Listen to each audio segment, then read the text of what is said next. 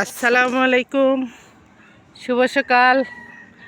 মুন্সিগঞ্জ চলে আসছি বেড়াইতে।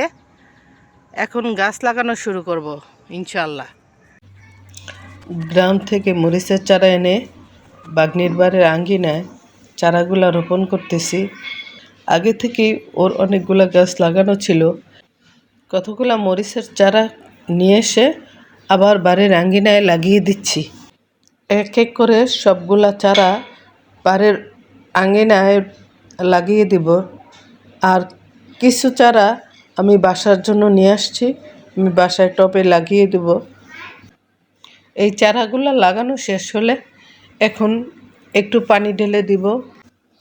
প্রত্যেকটা চারার মধ্যে একটু একটু করে পানি ঢেলে দিচ্ছি।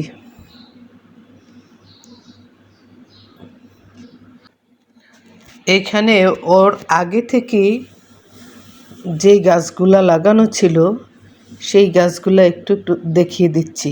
এই যে বেগুন গাছ, বেগুন ধরেছে। কাঁচামরিচ গাছ, কি সুন্দর মরিচ ধরে আছে। ধনিয়া পাতা টবে লাগানো আছে, আলু লাগানো আছে, লেবু গাছ লাগানো আছে, তারপরে পেঁপে গাছে পেঁপে ধরেছে, সিম গাছ লাগিয়েছে, সিমে ফুল আসছে, সুপারি গাছ লাগিয়েছে, ফুলকপি লাগানো আছে, মূলা শাক, লাল শাক, ধনিয়া পাতা, আরও অন্যান্য অনেক সবজি লাগানো আছে। দেখতে অনেক ভালো লাগে। আজ এ পর্যন্তই, আবার দেখা হবে অন্য কোনো সময়ে অন্য কোনো ভিডিও নিয়ে। কেমন? আল্লাহ হাফিজ।